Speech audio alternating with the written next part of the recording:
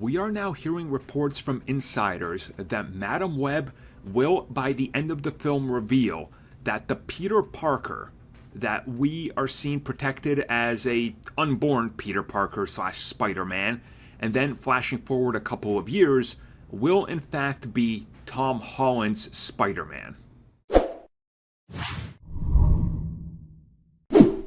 So you guys probably have already seen my rant on the whole Peter Parker thing. If you haven't, I will have it, up there. It'll pop up as one of the little recommended videos. Go watch that. Pretty much everything I said in that still stands. Trying to say Peter Parker is predestined or somehow his destiny needs to be kept in place or something's going on always ruins the magic of Spider-Man. And now that we're hearing that Sony has sort of found a backwards way into making a Peter Parker origin that's going to include Uncle Ben and May Parker and all this, and an unborn Peter Parker and all these things going on, sort of like that whole Terminator-like thing where you have these forces trying to go back in time and stop it, and then that the whole reason it's set in the early 2000s is because they're going to be playing with the whole idea of the mixing of the Spider-Verse and multiverses, kind of like, I guess, what Doctor Strange did with the Incursions, right?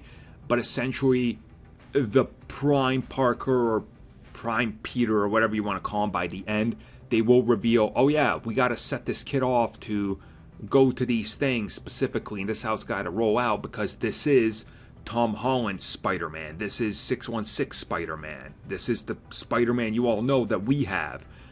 This just sounds god-awful. It sounds terrible. This doesn't need to exist. It doesn't need to happen.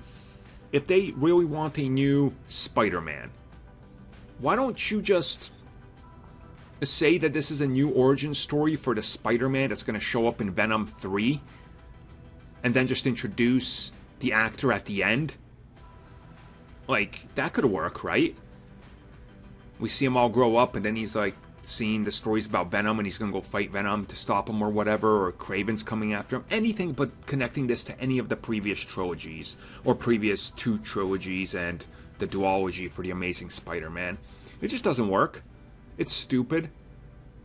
Having like this try to backwards itself into the MCU runs into the same problems we've run in with them trying to play with that to try to sell us the first Venom film, and even trying to sell us Morbius before release. It just doesn't work. The crowd is smarter than this, and I don't think Sony realizes that. And this is just, in my opinion, absolutely awful and stupid in just about every way. And I'd get angry again, but at this point, Sony just wants to Sony, and anger from fans seem to fuel them, so you can't even get angry at them or tell them to stop doing it. It's just not going to stop. So I guess we're in for the secret origin of Peter Parker's MCU origin story that involves tons of Spider-Woman stopping the spider fetus from being this. Oh my god, Sony!